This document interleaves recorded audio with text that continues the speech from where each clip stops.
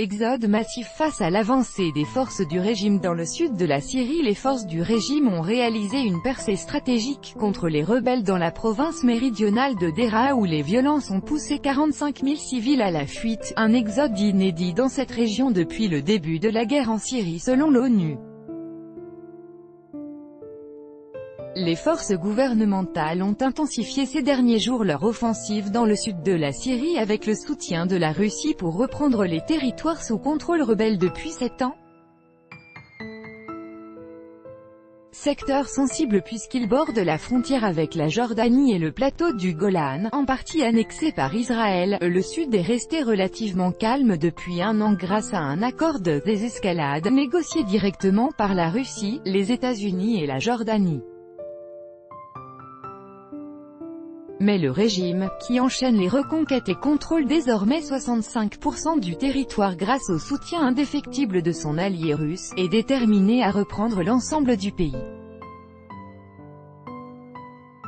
Les groupes rebelles contrôlent 70% de la province de Deraa et celle voisine de Quneitra, tandis que le régime domine la région de Soueda, la troisième de ce trio qui compose le sud syrien.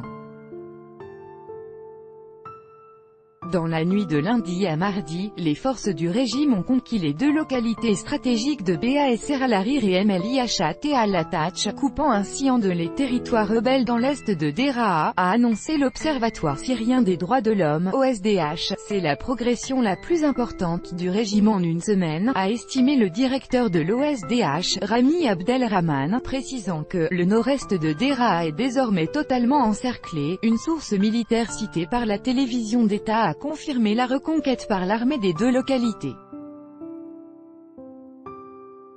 Le régime a souvent eu recours à cette stratégie contre des bastions rebelles, cherchant à morceler et isoler les secteurs sous contrôle des insurgés pour les affaiblir. Déplacement massif des civils fuient le 26 juin 2018 les combats dans les zones rebelles de la province méridionale de Deraa où les forces du régime syrien mènent une offensive. Copyright AFP, Mohammad Abazed.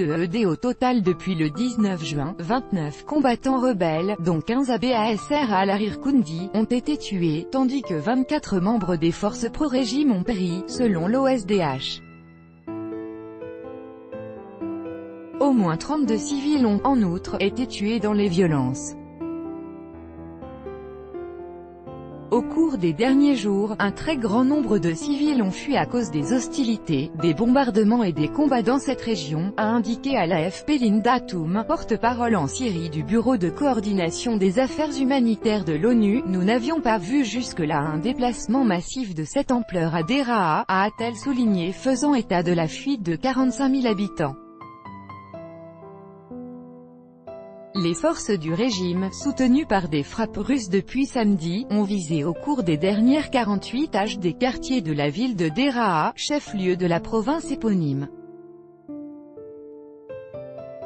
Mais les frappes restent, pour l'instant, essentiellement concentrées sur les zones rurales de l'est de la province.